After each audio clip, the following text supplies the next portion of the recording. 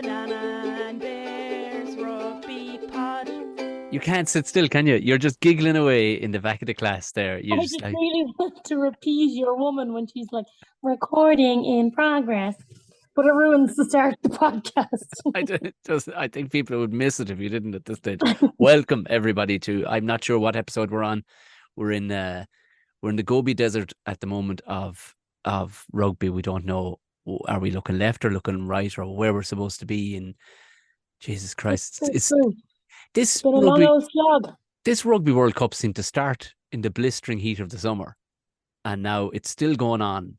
Almost like Game of Thrones, you're on season 7. You're like, for the love of Jesus, would somebody do something? And it's pissing down rain everywhere now, and it's perishing cold. It's I know. Do you know when that happened? When Ireland got knocked out? Yeah, 100%. We took the weather with us. Actually, maybe, yeah. So maybe it was the Irish team when they were actually leaving. But you know when also what contributed to the bad weather was France getting knocked out. Oh, Jesus the Christ. The weather literally changed like that night. I'm not even joking. That's gas. That's pure Shakespearean stuff, isn't it? Yeah. What's it called? Pathetic fallacy. Yes. The word onomatopoeia was in my head, but I went, that's not right. I'll leave it to the teacher to say it out loud. Yeah. It almost, pathetic fallacy. I always thought it was just a one word. And then whenever I remember it's pathetic fallacy, I was like, really, is that really what it's called? But that is what it's called. When the weather reflects the mood. But yeah, it's just changed like bang. Knocked out. How was your week since? Have you gotten over the heart pains? I know some of your Instagrams were great. You were just stuck in bed going, no, I'm not getting up today. This is too much. Oh God, I was so miserable last week. But I was like, I had to. You kind of have to. You need that to deal with it. To what you call it, like to grieve. Yes. Yeah. I do agree, and many, I'm sure psychologists would, but I'm terrible. I'm hugely Irish, and I crammed it down inside me in the hope that it would just go away. And I think I might have gotten. I think I broke out in spots and everything. I was like, "Damn, this isn't working at all. What are you doing, Jesus Christ?" It was So I've been speaking to a lot of people. I've been able to speak to a lot of people about it, and we're all in the very same boat. It was disbelief and going, "'Tis a mockery. The competition's a mockery, of course. Being totally Irish, like 'tis a fucking scandal. 'Tis an absolute scandal." It is, though. It is. It actually. And sorry, and I really don't want to bang on about this because, like, we've banged on about it enough. There's nothing we can do. Like, it is just what it is in terms of how they made the draw for this World Cup was really what fucked it all up. Was it? Oh, sorry. It was Warren Gatland saying, like, sure, what are we supposed to do about it? Yeah, I get that, but also the reason that like seedings exist is to accurately get a very fair draw. That's why seedings exist. Yeah. So I was reading that and I was like, nah, shut the fuck up, man. Like, you have to admit that it was done arseways. Like how good the quarterfinals were, or at least one side of the quarterfinals were, compared to how average, well, at least one of the semi-finals was just such a ball ache. And as well, like, getting past the quarterfinals, like, you kind of forget about this, but if you get past the quarterfinals, you're there for another 2 weeks anyway. Yeah. Because you're playing the third place playoff. So now I went to Paris again at the weekend. Of course you did. I saw you were looking at the Eiffel Tower, Master of Engineering. It was some lovely good pictures, actually. I enjoyed them. Yes, it was lovely, and thankfully there was actually a little bit of break in the rain and the shitty weather in Paris, and we were able to actually get out and see something. Because at that point we were staying in some shithole of a hotel. Were you? Because everywhere. Tell me more. I need to know, because you live the high life too much now, and in all fairness, I need to know how shit are we talking? Like, what did you? No. It might be. I might make things look like I'm living the high life, but it's 100% on a shoestring. Like, I am on a shoestring. I know I'm jammy. Like, someone was asking me, how much will you pay for a ticket, for the semi-final for a game that, that Ireland aren't in? I was like, it's very hard to part with money when you're as jammy as I am. And also, fucking, Oh, well, I'll tell you about it. But the hotel, first of all, there wasn't even a shower. Like the shower wasn't even working. Oh. We just washed ourselves at the sink. Like a And fucking horse. You just they wash turned yourself up down. in a bucket. They turned up with a load of towels, and I was like, What am I drying if I'm not fucking drenched, for fuck's sake? oh, so like terrible shithole. And well, what about that? I actually don't mind staying in shitholes because, and I always said if I was to open a hotel, I'd call it the shithole inn and just make it like Faulty Towers because you get so much value out of a shit hotel like that. You get such a laugh out of it. But to be fair, a shower wouldn't have got us through. I draw the line at fucking personal hygiene, lads. Come on now. Come on. Oh yeah, exactly. So well, we were eventually able to get a shower, but um, so Paris, like, oh, the weather was poor, which you wouldn't mind as long as the crack was good. We came up to, do you know the street outside the Moulin Rouge that's literally been a hive of activity of Irish people for the last however many weekends? Like the crack has been outstanding. Just coming up onto the street, and the street was empty and it was raining, and like there were like South African fans like stuck under like the awnings, and I was just like, I literally had to like close my eyes and try and picture how it used to be. It was actually so sad. It was so sad. It was like this tournament took a fucking turn, like in just the saddest way possible. Like there were quite a few Irish jerseys around, but the difference in what could have been, I know it's such a silly thing to harp on about, but genuinely, I couldn't stop feeling like what could have been. Why did you go back to the scene of our death? Because I was looking for, some kind of cathartic relationship, and by God, we found it. Fuck, with some crack in the pub on Saturday night, like genuinely people looking for each other to like heal each other. That's incredible. We went to the match, like Argentina and who were they playing? Those other fuckers. Yeah, Those other poxy bastards. Now I had my Argentina jersey because I used to live in Argentina for a while, so I have a special place in my heart for Argentina. And I love sending my host family like a picture of me supporting Argentina at the game because it's their jersey. Like it was my host family's brother who gave me the jersey. So I'm happy to be there, and I love chatting to Argentinian people. And there's actually an Argentinian guy that sold me the ticket, and he was trying to charge me €350 for the ticket. Good lad. A half an hour before the game kicked off, I was like, absolutely fucking not.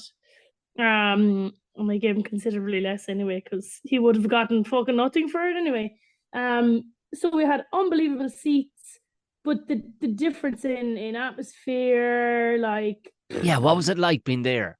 Like, obviously comparatively, can you park your Irish head and just say you're somebody from America who's landed into both games? No, I was very happy to be wearing my Irish shirt. Like, no, but for the explanation for me, just to get an absolute like a scientific litmus test of what you were seeing versus what you saw a week later. There were pockets of Argentina fans. The Argentina fans are great at singing. Like there's loads of like football songs, Right. So there's a good few of them around. Loads of French fans that were singing way more than anyone else. And then All Blacks fans who just were like booing and cheering. And do you know what? The All Blacks fans, they didn't even cheer when New Zealand scored a try. Oh Jesus. There was a girl, like, so New Zealand were like pressing for a try, and this girl stood on the steps recording the moment because she was trying to get the reaction. And they like, I can't remember which number try it was, like under the post, they were pushing for a while, right in front of where we were because our tickets were so good. And they fell over the line, hand went up, and there wasn't even a cheer. Jesus Christ. Yeah, so bad. Like I know New Zealand were winning comfortably, but I was just like, this would never. It just wouldn't be allowed socially. It wouldn't be allowed because people should be so happy to be there for the very least if it was Irish. You know what I mean? Yeah, Is 100%. Like, is it is would be, is yeah. that arrogant Kiwis? Is it just going fucking We're yeah, trying but to, yeah, like we're trying to supposed to be figure. there? That's what it is. I think. Like, I'm trying to figure this out. It's like as if it's like expected. Do you know, like they give their players and stuff like such a hard time, and the fact that things like, domestic violence goes up in the country when the All Blacks Yeah, you lose, told me like that. Yeah, that's crazy. Like, I just think it's just so different culturally, and like how nasty they were about like knocking Ireland out. Now, not all of them, 100%. Like, geez, there's so many lovely like All Blacks fans who just like love the rugby, but that it's so connected to them culturally, like it's their number one sport. Like, I'm trying to just put it into our terms. Like, if the rest of the world learned GAA and started to beat Ireland at GAA, how would we take it? Is that a similar way to look at it? I don't know, but possibly. I don't know. Maybe possibly Jesus. I mean, GA is so intrinsically Irish, and there's no arguing that. mm, Like but I mean, the mm, Kiwis got it from England. We they all did. do, but Like, yeah, I get it, but it's so old now. It is like I their guess so. number Yeah, number one part of their culture. yeah, yeah. It was the Sport. yeah. I mean, it's the Jesus Christ. They're damn near like it's like watching Fox or CNN when they talk about rugby. Now, again, I appreciate they have to put a bit of zip on it, like, and we don't for some reason. Ours, good lord, it's a fucking funeral. But win, lose or draw, it's a funeral. Like, but Ian Madigan was actually cracking a couple of jokes at the weekend, and they didn't know what to do. They actually didn't know what to do. He was on Virgin for the South Africa England game, and he was Yeah. cracking a couple of funny ones, and they were like, Jesus Christ. Poor old Dave Carney was at sea altogether. At least Matt Williams and the other fellow, Joe Malloy, were at least able to laugh along. But poor old Dave, God bless him, he was miles behind. But then you flip over, and you see some of on TikTok or Instagram, some of these, clips from the Kiwis, and it's like, you can tell that this is their full-time job. These people, Yeah. full-time Yeah. presenters, and they're Yeah. over the top and they're fucking dramatic and stuff. You're like, wind it in a small bit, lads. Jesus Christ. Mm, But yeah. it goes hands in hands for us Ireland beating them down there in the series. Like, I suppose the doldrums, I'd say, the people were in. Yeah. Yeah. Yeah. Yeah. It's different, and I suppose maybe we don't have to understand it. I'm always kind of trying to like see things. How would I feel about that? I'm putting myself in their shoes, but maybe you don't have to understand it. All I know is that there's one moment was it on Friday or Saturday night? Can't tell the difference. All the Irish people are finding each other, looking for a sing song. Why, Jesus, we had some crack on the Friday night. And then the Saturday, I think it was when the other game was on, and we watched the Munster match as well, which was good crack inside in the pub in, well, there's two Corcorans in Paris. Of course We were there in is, one yeah. of the Corcorans. And we were shouting for Munster and everything when like RG Simon scored the try for South Africa, and we watched the Munster game, and we start, people having a few pints, we started to sing a few songs, and in the middle of the Fields of Athenry, I think it was, some French guy stood up and started singing La Marseillaise to like try and interrupt us, as if it was trying to like, outsing us, like a competition, like as in keep it down over there, you're not in Ireland, kind of a thing. And everyone just fucking turned around and looked at him and joined in. And all of a sudden, the whole pub, who no one knows the words, is like,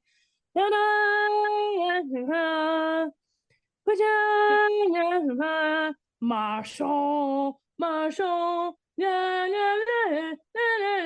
yes, and everyone starts cheering for your man, and your man was like, oh my God, like he was trying to compete with everyone singing, and Yeah. he just like, everyone just didn't care and just embraced it and embraced him, and like going over and giving him hugs, and like it was just such a moment of like, do you know what? Like, if Ireland lost in every quarterfinal for the rest of my days, I'd still prefer to be Irish than anything else. I get you, because what a way to diffuse it as a collective, to understand. Fuck it, it's grand. Your man's having a go with his little competition singing. And you're like, okay, we'll just sing your song. We're just happy to sing a song. Irish people, they'd see, a Scottish person walk into the bar and then everyone starts singing Flower of Scotland. They even allowed like these English people to sing, and they joined in with them. Swing Low, but then at the end of it, they did change it to Shove Your Fucking Chariot Up Your Arse. So you can't really get away with it if you're English, but at least they did. They did embrace it for a little while. The English people are like, okay. But tell you tell you this before, I'd recommend this to people. This is a great way of sharing stories and reminding yourself of good memories after like a night out. But you ask everyone around the table, what's been your peak and pit of the day? Yeah. I actually learned it from a friend of mine called Liz Burke. She's mad for this as well. The peak and pit. And my peak from the Friday night, and then we shared it when we were having a few drinks on the Saturday. So we sang it again the Saturday night. What came on in the pub, the music was so loud in the pub, you actually couldn't really sing your own songs. You had to just join in with whatever was on the speaker. And do you know that song Lemon Tree? Yes. Yeah. That one, great song. But like, I know Dustin the Turkey's version way better than the original version about the Christmas tree song. And I started singing like the Christmas tree, and like loads of people joined in, and were singing it in Dustin the Turkey's accent. And it was just that moment where like there was no at this stage, I feel like it was only Irish fans around, but nobody else would have known what we were talking about, what we were singing. And there'd be no explaining that. Didn't know what we were singing, huh? There'd be no explaining that to anybody. Well, it's a puppet that's kind of iconic, but he's a turkey. The bit was like, decorations, they look good on trees. Decorations, boy, my trees, please. Fucking like join each other, like holding each other's hands, and like, my God, it was such a moment for me. I was like, fuck this World Cup. I love being Irish. I sympathized with. We were talking. I was in Tinnahealy of all places on Friday night, as you were It's known as the Paris of Wicklow.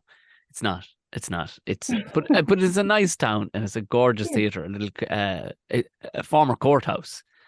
And it was myself and Neil Denemer. We were just talking about the match, and he wasn't. I don't think he was as heavily involved in it, I suppose emotionally as I was.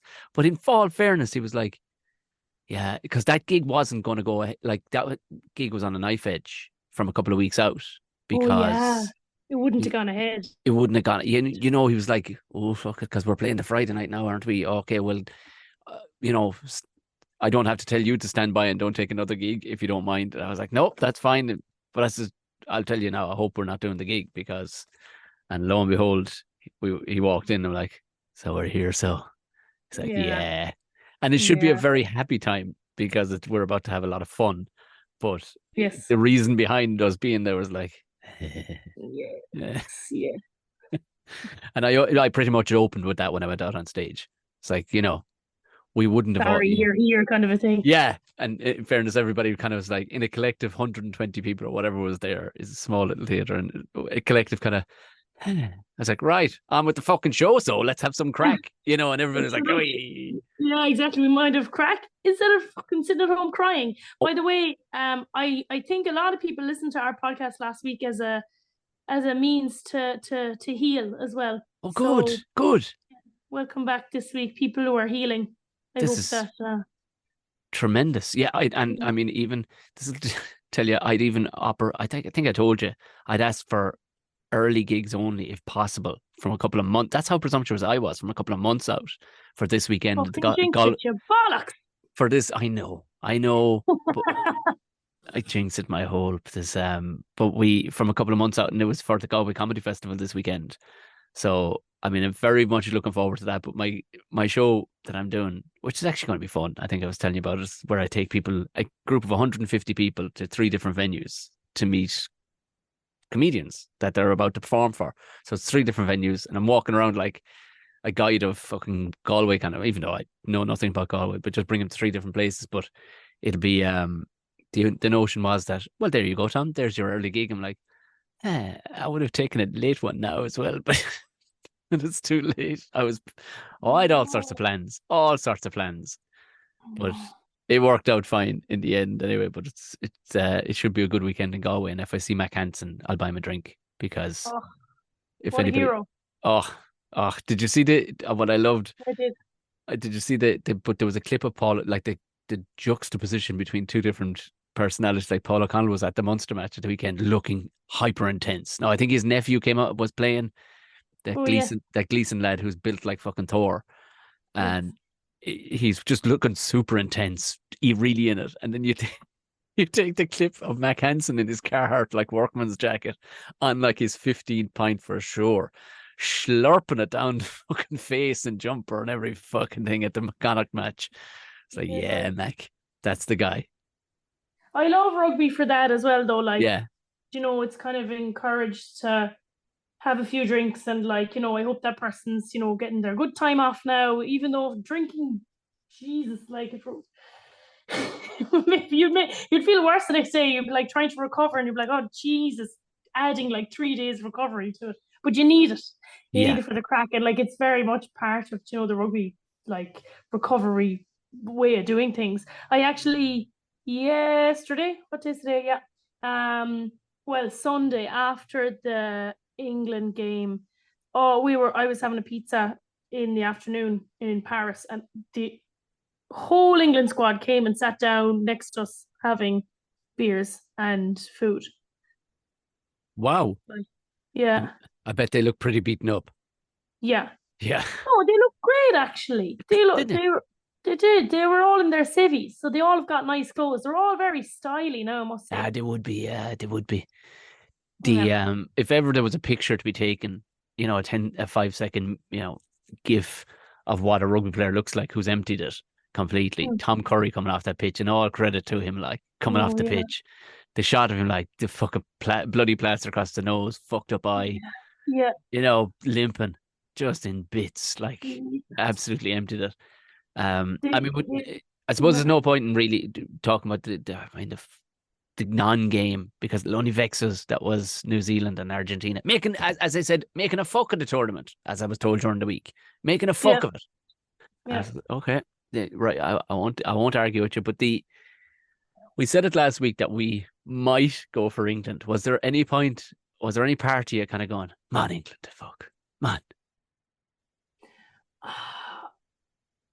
The whole Irish pub was going for South Africa. Right. Yeah. Obviously, which is that's kind of clear. There's no surprises there. I still wasn't sure. Like, there was a part of me that was like, they just don't deserve this. And I think if they got to the final, I'd feel a bit robbed, and I'd be a bit confused. Like, how could this happen? Like, what is this? Like, yeah, I wasn't sure. I still wasn't sure when it was coming to the end. I was just so shocked at how it was working out, and it was so brilliant. Fucking hell, like, it was so entertaining. Yeah. And then, like, you've got the Munster players that were, like, you got to be cheering for them. And like, I just like, some of the South African players I just absolutely adore. And Felix Jones to be getting there, and he's like such a legend, and like Razzie, who's such an evil genius, and the great phrase, lovely things that they say about, like, I think it was Jack Nienaber talking about pressure. Did you see that clip? No. So he was saying, like, they talk about pressure in their camp, about what does it mean? And if you're, a lot of people in South Africa, pressure means that, you've lost your house, or someone in your family has been murdered, or you have no electricity, or you can't pay for electricity, or you don't have food, or, pressure in South Africa can mean a lot of different things in the most extreme ways possible. So they've decided as a team that they're not gonna, that pressure, it's not pressure for them, it's a privilege. And I've heard that before, but he put it really nicely. It's obviously very kind of touching for South African nation and people to hear that. And like, just how much they're able to draw on their home country and their culture and like what the political situation and the tough, really terrible time that people have there. Like rugby is their one chance to like bring everyone together, which is such a huge thing. Like, you know, that you can use this really strong extra kind of whatever it is element to bring into your camp. Like, you know, that I really enjoyed that, and it is very true. Did you see You know, it's not bullshit. It's not they've full of robbed shite there, you know. they've kind of robbed Zombie a small bit. Have you seen that?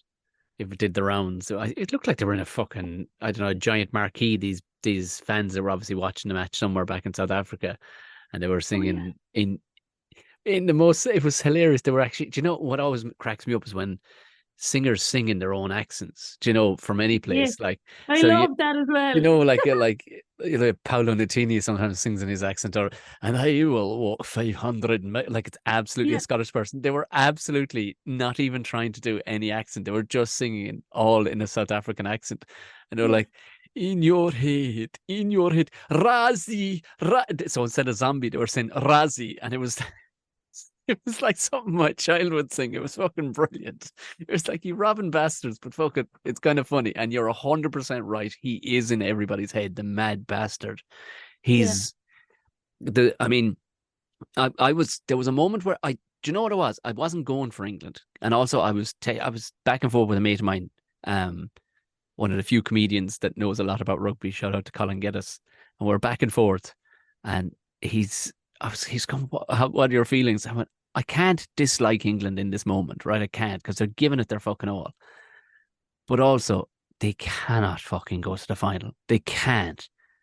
How the fuck could you watch that final? Especially from an Irish point of view. How could you watch that final and go, I can't be a neutral here and watch this, and nor can I shout for either one of these teams. Like, I can't. And even at the same time, I was like, fuck. But you know, it was. Again, like you've the likes of Damien Delende, who gave a lot for his time in Munster, and you've R.G. Snyman, who had an unbelievable fucking impact. He just looks like a different breed of human, doesn't he? When he comes on, he just does shit that nobody else can do. Like, he's so massive, fucking hell. But you'd see massive people. You know, there's people close to his height. Will say he's 6'9" or 6'10". There's fellas close to his height who aren't even attempting to try and do these Michael Jordan fucking passes. He holds. It's this mad. He's just incredible to fucking watch. And he looks cool as shit as well with the mohawk, the whole lot. But it like, I would have a stroke if I was Sia Khaleesi on the sideline, or fucking Evan Esbeth. They looked nervous, but they looked like, okay, we've been here before, kind of thing. And then come with the oh my God, the Conquers to just not even so chill. In the pissings of rain, 77 minutes out at the halfway line, and he just fucking wraps it over, like, didn't struggle over, absolutely blasts it over the fucking bar. It's like, Jesus Christ, that is impressive. But I think it was a close match, not because England found them out overly, and yes, England gave everything they had, but I think now, I could say the same thing about ourselves, having England's route to the semi-final. But let's say South Africa had England's route to the semi-final. They would have wiped the fucking floor of them. They looked knackered. To quote yourself from the night you were at the Ireland match, they looked bollocksed. They didn't have the zip that they normally have, like. Yeah. You know, and they came to hard road like us too, like. Yeah, exactly. Like, how are their bodies feeling like in this week now? Like, and you know that you've gone through all of this. The biggest game hasn't even happened yet. Yeah. I know this is how World Cups work, but it's been such a tough World Cup for these two teams. Like, what are you thinking when you're going to sleep now tonight? Are you just praying that you're going to wake up fresh and energized tomorrow? Like, there's not that many days till your captain's run. Like, they'll have a bit of training, but New Zealand have everything on them. An extra day, fuck all. Like, you know, in the way of injury or pain, you know, comparatively. So I mean, it is all stacked against them, but I think, fuck it, for New Zealand, I think getting Ireland, not saying that was their final, but I think getting one over on Ireland because Yeah. they'd hurt so much. Mm. You know what I mean? Because they'd hurt so much. I don't know now. Maybe they took a fucking hiding in the warm ups of South Africa. What was it, 36-0 or some fucking thing? Yeah. They took a fucking. So maybe they'll have that bitterness in them too over that. But I don't know. I don't know. I think South Africa might. It's obvious that, you know, to lose 36-0 and then come back and beat, you know, Ireland and beat France as well. Or sorry, they didn't beat France. They lost to France. To fucking like play well or play better. Like obviously in that warm-up game, were they intentionally not at 100%, or they but those warm-up games, like we've said so many times, they're just so useless, and I'm just so annoyed that like we took any indication of anything, meaning anything, from those warm-up games. Like they're literally a load of shit because players are not in the right frame of mind. You're so nervous about getting injured. You want to get to the World Cup. You're also trying to keep your cards close to your chest while playing really well. Like, you know, will they be feeling anything about that game? I'd almost be like relishing in the fact that I lost 36-0 because they've no idea how good we are, kind of a thing. And if they come with the same expectation of how we played then versus how we're going to play now, I'd be laughing. I'd be like, they've no idea what's coming. I do think, sorry, I was saying there that the route for both teams to the final was hard. It's been way hard for South Africa, you're right. Jesus, yeah. Like it's like they had our route to the final more or less, but yeah, I mean, to get off the fence, Saturday night I would most definitely be rooting for South Africa, and fucking have absolutely no qualms in saying it, but I have a funny feeling that they take, like at one stage, I don't know, was it during the, I think it was it could have been the quarterfinal they won, but I think it was the quarterfinal against France, and Pollard was lining up a kick. I think it was Mbanambi just walked past him. He was like, for South Africa. You could hear it on the ref mic. It was like, when would you ever hear that? Like, yeah, there'll be epic things said in out half the years. It's like, back in the day, I used to try and do it myself every so often, pull out an any given Sunday moment. But I'm pretty sure I never once said, do it for Ireland. Like, yeah. But only in that moment could a South African, you know, it makes perfect sense, because nearly if it was an Irish person, somebody walked past Johnny Sexton, like, do it, Tadhg Furlong, do it for Ireland. The cynic in an Irish person would go, would you ever fuck off? Like, do you know you want? Go away, you bollocks. I'll do it for this moment if that's okay. But like Pollard was like, yeah. He just gritted his teeth. No, it does. Because what you're thinking of is, you know, you're going to make people happy, and not just like happy in a sporting sense, but generally forget the misery that they might be in at the moment, which is being homeless and staying on, you know, in someone's couch and like not having a job, or, you know, so like it's actually means, you know, saving someone's mental health for that moment. Yeah, I suppose if you're happy with the hero mantle, which I'd say Andre Pollard absolutely is, like you could embrace it and go, right, this is for my country and for all the people in it who fucking need this moment. Like, here you go.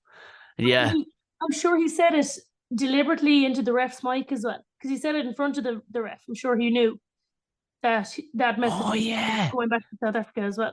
I never really think about that. Yeah. Did you see during the England South Africa match, the Faf de Klerk, one of our favourites, hitting Joe Marler? I mean, Faf de Klerk's hard, but fuck me, he hit Joe Marler and he hit a telegraph pole. And Marler was having none of it. He was like, get off, you little bollocks. Joe Marler makes me laugh. And Faf de Klerk, he's so annoying. Like, he's a bollocks, like, but brilliant.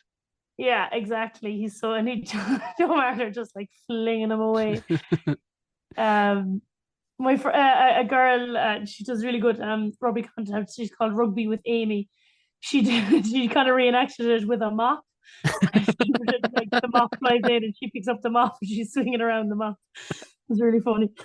That's actually perfect because his hair went Yeah. fucking flying everywhere. Yeah. Yeah, exactly. Yeah.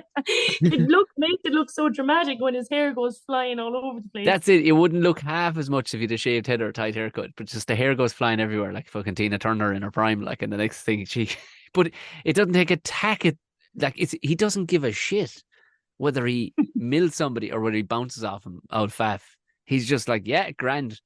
Yeah, He's just yeah, he grand. doesn't give a fuck. Yeah, yeah, yeah. No, he doesn't actually. I don't think he's overly ratty. I think he just loves harassing the fuck out of people. Like, Yeah. and I And I'd suppose, say he loves that it's coming from someone small as well, who probably was told you're going to be too small to play the game. Do you know, he's probably relishing in the fact that he's like pissing people off because he's so small but so strong and effective. yeah. I'm loving the era of the scrum half at the moment, like the, DuPont and stuff like that. Just on a side note, that they're kind of defying all the odds. You know what I mean? We're going, oh, okay, Jesus Christ, okay, you can be super strong but not look it at all. Like when, I mean, on the counter side to that is somebody who looks like Eben Etzebeth, who, he looks like he was on that set of fucking 300. He's that fucking freakish looking. And you go, oh, of course you can rip a car door off. But you see Faf just milling lads too. Like, and DuPont more than anything holding that time. Was it during the Six Nations he held up fucking Mac? Oh my God. Hansen. Oh my God. Yeah, that's a sheesh moment. Like that he would probably wouldn't look back on. But I think it's fair to say we'll both be roaring for the South Africa on Saturday night. You're probably going to it again, are you? I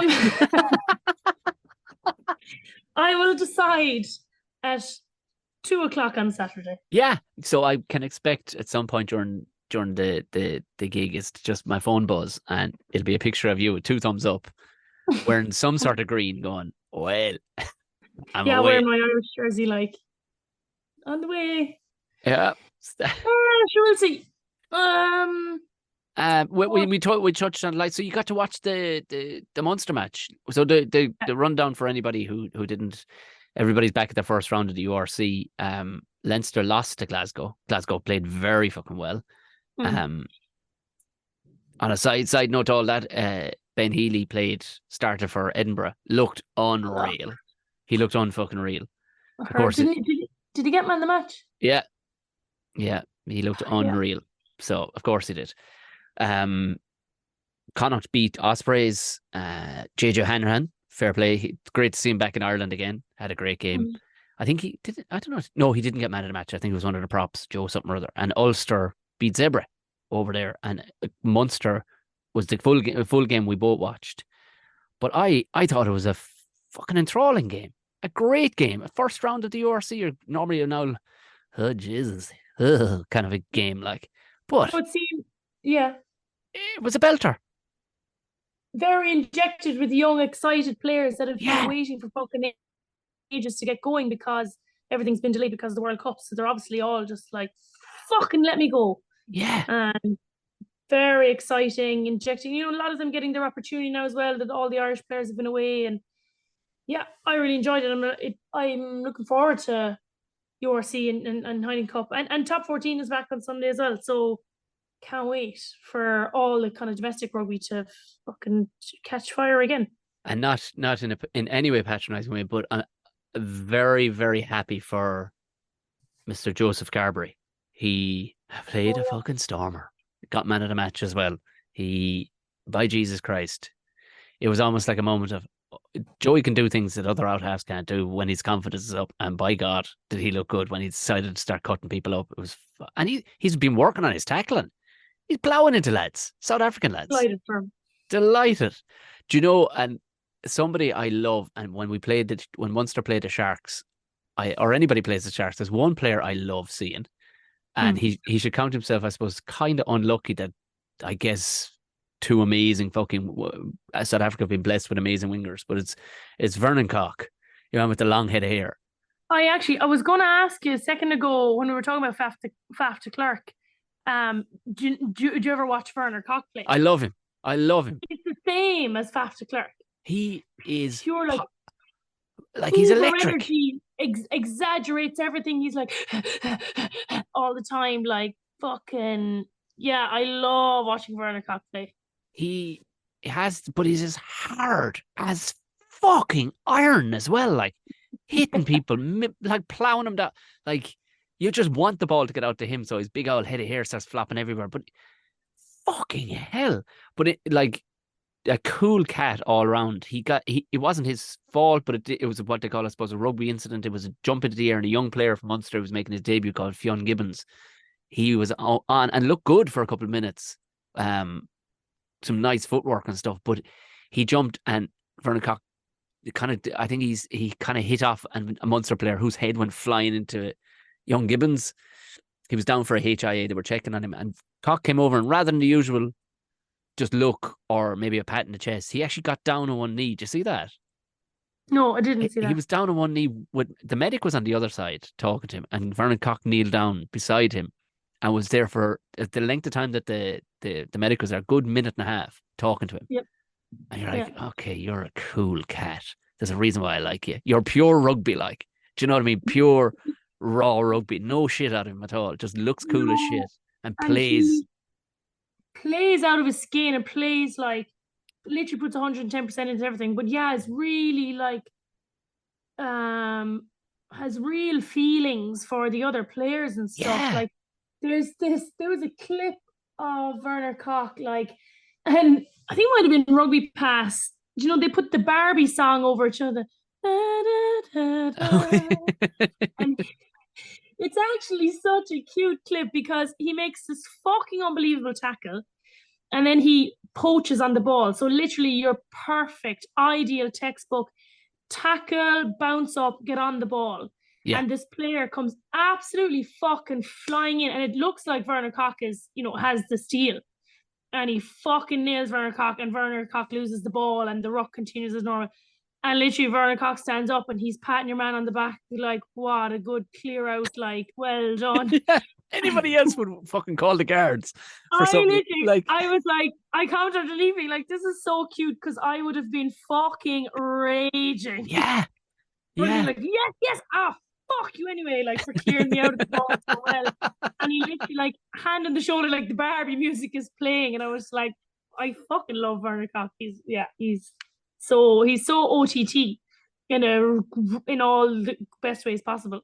Yeah, exactly. There's excuse me, and like I said, he doesn't seem to feel aggrieved that there are two amazing wingers playing for South Africa, but if ever a guy, jeez, give him a go at the seconds or something, lads. Jeez, he's class. But I guess all the teams were blooding a lot of new players. Like I said, we only watched the Munster one, but it was Edmund Adogbo. Oh, now that's a very, very exciting prospect. Holy shit, is he strong? Good. Yeah, he like there was a moment where I don't think I've ever thought about a player scoring a try before, but you're always they're gunning for a try. But there was a moment where he decided to score a try. It was two monsters ahead of him. Could have gone to ground and taken the tackle. He was only a meter out and, recycle and go again. But you could see there was a split second where we went, fuck it. And he got an extra 2 feet back out of him and his arm was long enough to get through and scored a try. It was like, oh, a lad of maybe 22. He just decided to score a try. Yeah. Fair enough. But you've got to take those chances as well, but you have to be sure of them, that you're not kind of coming across as someone who's selfish with the ball or anything, but you've got to take those chances before the team, the team's international players come back and the team gets shaken up again. So it's a perfect time to take those opportunities, and like if you execute them well, it could completely change the outlook of the season for you. Like, so fucking fair play. Yeah, there was Shane Daly looked like a man absolutely fucking possessed. Like, Jesus Christ. He looked like Vernon Cock for all the world. Like, he was just absolutely fucking possessed in everything he did. So it's very, very exciting. I suppose I'm just talking about it because it's the upswing after the fucking horror of last week. But Just trying to keep talking about positive things about Irish rugby as best we can. So, do you know, feel like I'm gonna be traumatized when the Six Nations comes back again. I'll be like, oh. Who's going to start? I was having this with myself today while driving. Who's going to be starting out half when the Six Nations? Because Peter O'Mahony. Just put him in there. Fuck it. 100%. 100%. I say what they do now is, I've always wanted to do this, put all the positions into a hat, and for the captain's run is when you find out, you put your hand in, you pull out a position, and there you go. Why not? Like, we don't need to win the Six Nations. That's some Razzie thinking right there. That's get some good understanding of like what the other players go through. You know, get some good like link up, like pressure on your communication, pressure on your ingenuity. I say we throw it all in the bin and fucking throw the names in a hat and the positions, and you pull them out, and that'll be it. I love it. Yeah, that's what they should do. Am I right, Andy Farrell?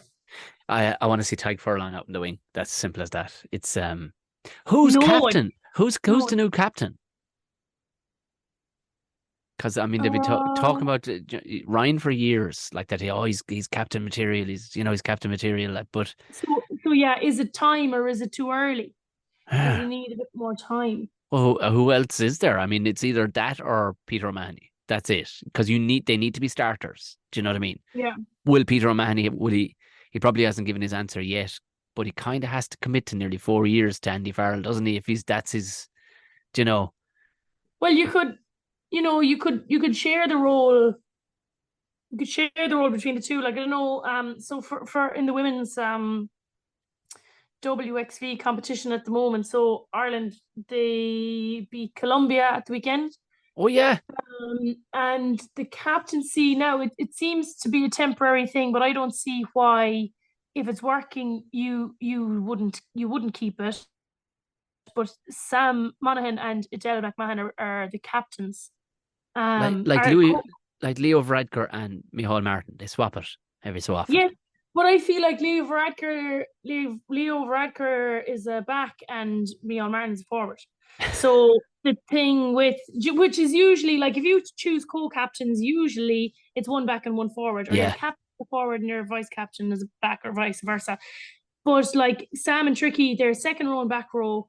They're the best of friends, the two senior players in the squad. Like, why not have them both take on the captaincy role? Like, I know the WXV, like, it's only a new competition, and the girls, they've only played 2 games so far, but I think it could work brilliantly. And although I wasn't hugely impressed by Scott Beamond when he came in and just fucking dropped some senior players that I thought were playing really well, I was like, oh, fucking here we go again. Like, I wasn't too impressed with that. I have been impressed with his selection of those girls. You know, it's kind of against the grain, like select 2 captains, they're both forwards, and seems to be working really well, and I think it's a great idea. So why don't they do the same thing? And then for the captain's call, they sent another senior player, yeah, so that they didn't have to choose between the 2. Or I don't know what the thinking was behind it, but sometimes they do that, sharing captaincy roles. Like, who says, or is there a rule that says it has to be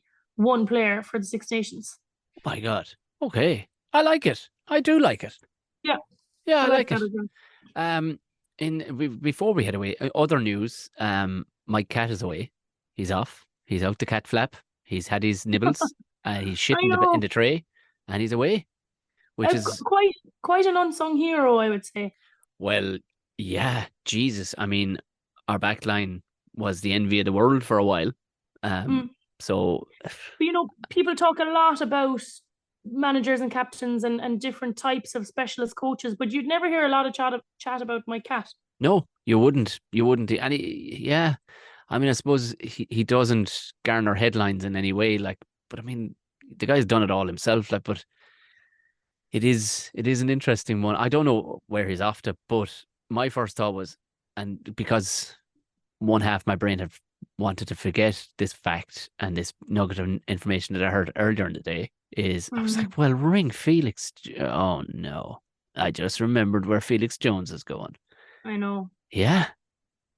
Yeah, He'll come home eventually. he will. He will. I mean, They all will. they all will. They'll all come back. They'll all To, come back together at some stage. yeah, for anybody wondering, Felix Jones is off to work for England. Not in England, but for the RFU England. I don't know how Ireland slipped up on that, but I would say Ireland probably have an eye on bringing Johnny Sexton straight back in. Because we were... Apparently Johnny Sexton's going to Japan to play for a year. Stop. Did you read that? No? No, he hardly needs the moolah, does he? He's fucking loaded. Yeah, I don't know. Maybe he wants to do it for the crack. Even though he doesn't strike me as someone who would do something for the crack. That's exactly it. Like, I mean, if you said Andrew Porter was retiring, you go, yeah, cool. He's going to come back with a big Yakuza tattoo on his chest. Of course he is. Or Mac Hansen, or even Bundy, like people would have been but Johnny, like, stoic to the fucking death. Like, I would be amazed if that was... Yeah, me too. I mean, there doesn't seem to be any like you hear of so many of the New Zealanders and stuff like that and heading off to Japan because it's a hop, skip, and a jump over the road for them. Yeah. Or because the cash isn't there in New Zealand rugby. But Johnny Sexton has to be one of the highest paid, with all his endorsements and all the rest of it. Jesus Christ. Jesus. I'd be amazed. I'd be very, very interested to whoever caught that. But I would imagine, yeah, it'd be well worth the rumor mill fucking kind of thing anyway, wouldn't it? Just go, yeah, Johnny's off to Japan, because it's easy to say, like, Yeah, she might as well start a few rumors while the going is good. So if you don't go to the match, where will you watch the match? Yeah, I'll have to watch it in a pub now. Jesus. Man away over to Galway. Man away over to Galway to me. I'll get to fly into Knock Airport there, and I'll pick you up. And sure, will you come on the 2 comedy tours with me, and we'll have the crack. Great. Okay, that's a plan. I'll just tell the rugby club. Sorry, I'm going away again. Who have you got this weekend? No, we have another weekend off playing. Oh, grand. We're going to Limoges. I actually don't know where that is. Limoges. I seem to know all these little pockets of France. No, that's not where the Virgin Mary appeared. No, I know it isn't. That was Knock. We were already talking about Knock. And she didn't appear anywhere else. I won't have it said. No, it's I watch a show. We used to watch a show called Escape to the Chateau on Channel 4. Oh yeah, I love that show. And their description of, and then there was another one which is much better. It was loads of chateaus. So it wasn't just the one. There was loads of chateaus. DIY yes. chateau. Yeah. But heaven forbid they would just say, and Ken and Tracy are up next. They would say, in the Charleroi part of France, 250 kilometers to the south. And they'd literally show it on the map. And it was like, this is the best geography education I've ever gotten on France in my life. Because they've pictures of little chateaus and everything on it. Yeah. I need to watch more of that. And I know where the Dordogne is. I know that because it was it was the oldest cave paintings in the world were found by hunters that proved we were kind of suggests that we're hunter-gatherers. Right. Yeah, well worth going to have a look, apparently. I had a giant fake version of the picture for that one-man play that I did called Defending the Caveman. It was a whole description on the Dordogne. So there you go. Sorry, I cut across you there. You probably had something rugby-related to say. No, first of all, I now that the World Cup's over, I need to start doing more touristy things. But the weather's going to be shite. I fucking forget about it. Well, head south. It'll be grand south. Well, maybe. I was going to say, welcome to any new followers. Jumped across from my Instagram because I got shitloads of new followers since I fucking posted my budgie smuggler photo on Friday. Class photo, fair play. You'd right to run down and get your arse signed like by one of the players for like all the South Africans do. I know, yeah, but who dared you to get down to the togs, or did you? Is that what you walked in it? No, this is so weird because it's such a budgie smuggler thing. Like budgie smuggler, obviously, they're a swimmer company. They're Australian, but they're very close to the rugby community in Australia, England, France, like all over. And rugby fans always strip down to their budgie smugglers at games. Oh, So always, there's loads. Like if you follow Budgie Smuggler, you'll see one every week.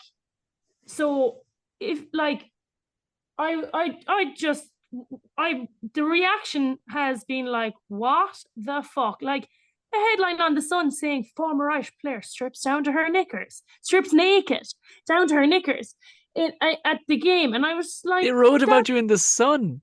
the Sun, the Daily Mail. Brilliant. I got hundreds of new fucking German followers, and then my friend in Vienna sent me their Blitz. Oh no, Bild. Sorry, their Bild. That Bild. You were on Das Bild. Same headline. Irish player strips down to her knickers. Like, first of all, it's not fucking knickers. Second of all, why are you using the word stripping? Like, just don't use that word. Third of all, this is a real rugby thing, and I just didn't expect it to go beyond the rugby community. And it's drawn on loads of like weird people sliding into my DM. I bet. I actually saw that picture and went, oh. I got it because I'd seen the Budgie Smuggler thing because I follow Budgie Smugglers. And by the way, we must have said Budgie Smugglers enough time to garner at least some form of sponsorship at this stage. Holy shit. And I think Anna did enough. She's ever taken enough heat. But I saw it and went, oh, you're going to get a lot of weird mail. Yeah, you're going to get a lot of weird mail for that, in all fairness. Yeah. But yeah, I've seen it before. I have seen, and anybody like Faf is signing people's arses. Khaleesi makes it his business to jump over the rail and start. He's signed arses all over the place. It's Budgie Smugglers. Yeah. People are wearing their togs. They're, again, if anybody's going, what the fuck? They're the new fun Speedos is what they are for both men and women. That's what they're, fun Speedos.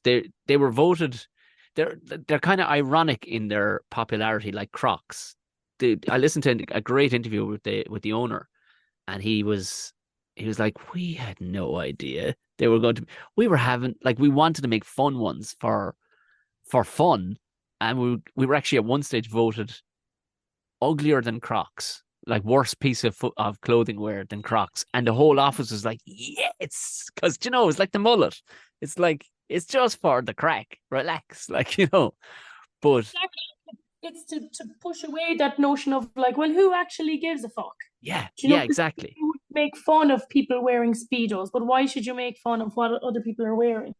The problem with my picture, I suppose, is that to be fair, I didn't even realize that women weren't posting these photos. Like, because in my mind, the rugby community, to me, it's all the fucking same, men, women, whatever. Like, I didn't realize that women weren't doing it, or maybe they are. Like, but I didn't even notice if they are, they aren't. I just posted my Budgie Smuggler photo. And then, like, now, to be fair, I'm not going to go after and think about the negative comments, because the positivity has far outweighed the negativity in this. But I have seen a few comments, and now I'm just not reading anything else. But things like, who does she think she is? And like, this is a disgrace, like, blah, blah, blah. It's like, what are you, God. Honestly, what are you talking about? Like, this, it's so typical that the men can post it and it's like, woohoo, and as soon as a woman posts it, it's like, oh, Jesus, we got to say a few decades at the road to read out before we all go to hell. But like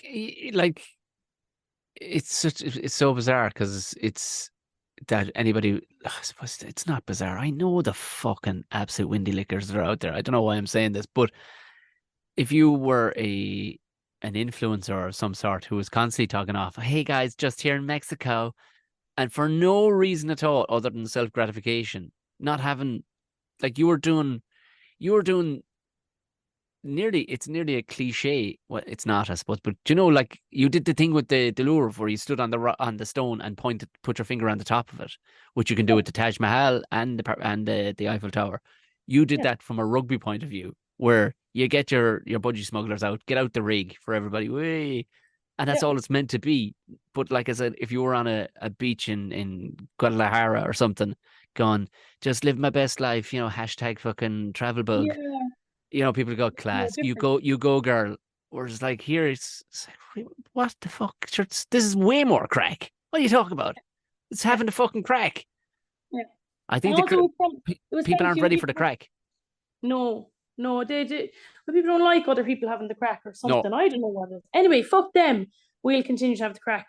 And I won't focus on the negative reaction at all. But I did find it a bit weird that it keeps ending up in the papers, and people are sending me like links to the papers. Like, why is this in the paper? That's great. Why, That's fucking why great. is it in the paper?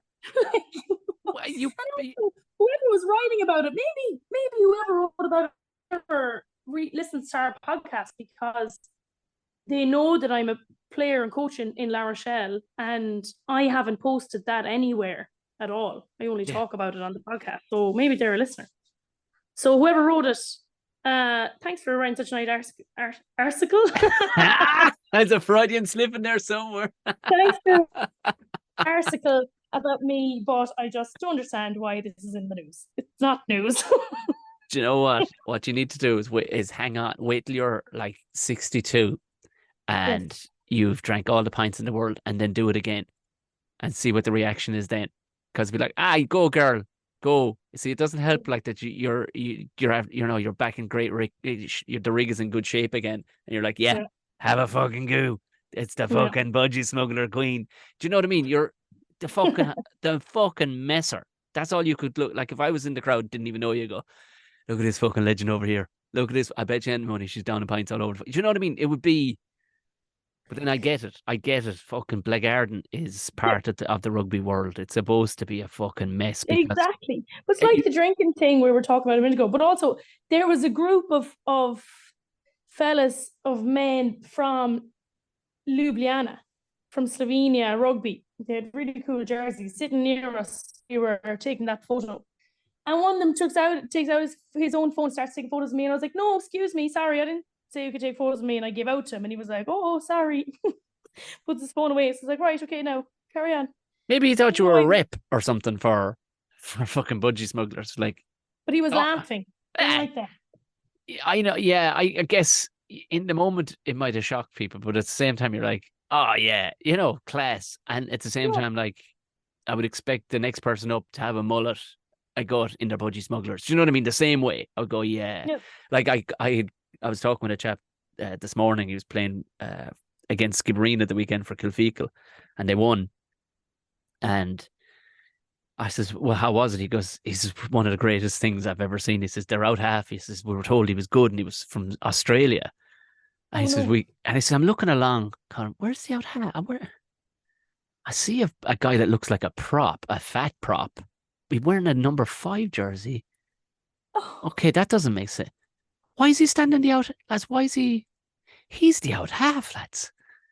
He's the fucking out half. And he says, like, we're talking 5'10", 18 stone, big belly, mullet, like kind of barcode mustache, just like fucking. He said he was actually not bad. Like, he had it. He said it himself. Like, if you shaved off like 4-5 stone off the chap, he would have done himself a lot more justice in that sense. Like, he just wasn't. He couldn't move like his brain thought he could move. But he said he had a nice pass, and we were all kind of mocking him. And 1 or 2 lads got around him a few times, but one of the lads that I don't know, was he and another one of the wingers, or was he an out half or the inside centre, said, I'm gonna fucking just rip past this guy, and he sidestepped in around 1 or 2 other players and didn't actually spot where he was coming from, and he absolutely speared him. Their out half speared him with the most textbook beautiful tackle. And the whole team were like, that's why we bring this guy. But he said he could kick the ball about 80 meters because he was putting so much weight behind it. So I was like, but as he was telling me the story, I had a big smile on my face going, yeah, that sounds class. I would have loved to see that, actually. Just some of that out there just rocking. He probably sent a highlights video when he was like in really good shape. And then he turned up and they're like, and they have a little sign for him at the airport, and he comes over and they're like, oh, fuck. There's actually a great, and I keep on getting tagged on it, and it's you can lay any kind of any music or any, I suppose, musical rights or any voice rights and a lot of things on TikTok. You can use it over any video, but there's one that I keep on getting tagged on when I had the mullet, and it's this guy. I think he's Australian or something, or he could be Kiwi. He's playing for a Japanese team, and he comes off the back of a scrum or line. It's a break and play, and the guy's half fucked, big belly, big mustache, mullet on him. But it's this, that song is like the music, the drums are playing. It's like, oh fuck.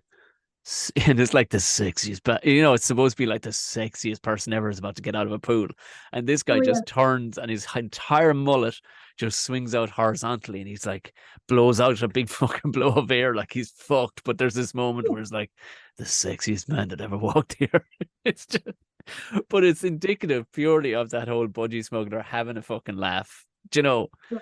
That's what it's supposed to be about, because you can't take it, go to sure you can take it very seriously, but people are trying to kill each other like gladiators from the fucking Roman times. There has to be some, it's a brevity is the word I'm looking for. There has to be some level of Jesus, relax. This isn't as serious as you're making out. Yeah. But and some fella in the pub was like, I met a fella in the pub and he was like, well, this is on the Saturday. So we went back to the same pub on the Saturday. This fella in the pub was like, somebody came on my phone today. And I was like, that's the girl that was singing Into the Lamp in the pub last night. Yeah. And one should go hand in hand. He should have looked at that picture, thought about the lamp. I love lamp. Do you know, he should have thought and went, yes, I hope he did. That his brain just connected to when these are definitely the same person. Crack merchant fucking 95. Exactly, do you know what I mean? 100%. And someone else, I passed a few lads from Clare, and he had seen it as well. And he was like, Jesus, he was like, I said to the lads, I was like, I saw that girl in my she's sitting up in the bar there now. Like, but exactly, you'd be like, that must be her, because sure, where else would she be only at the World Cup having the crack? Yeah, exactly. Everybody follow Anna. Go have a look at that great picture. And budgie smugglers or any representation thereof, we are very open to any form of sponsorship at all. Just a free cup would do for now, be grand. Right. I suppose thus ends our podcast. That was absolutely, do you know what? I'm getting better now. The cast isn't completely off, but I tell you, it's not itchy anymore. I can move my toes. That was nice. No, that helped. Yeah. No end. Well, I hope it's helping people who listen as well, because I think last week it did. They needed a bit of, healing. Exactly. And go Baka. That's all I'll say for the weekend. You're obviously flying over to me in Galway. It's not as glamorous as where you'd be normally tripping around to, but it's going to be good. The weather's probably the fucking same. Do you know where you have to come? You have to come to Galway on March 1st next year. It's my I'm going to be filming my brand new special over in the Roisin Dove next year, and I'm going to do it in the big room. So people, please buy tickets to that. Because I'm going to have to spend a lot of money on cameras to fill that fucking room up. So it'll be another new special, but that's for another time. If we don't make it this weekend, I'll hold that one to you. Okay, sorry, I was looking at my calendar there, but I forgot it runs out in December. I'm out when we get the one off the oil company or the Chinese inside in town. Yeah. I'll send it over to you. Great. All right, and that's all. Slán Óla. Slán Óla. The banana and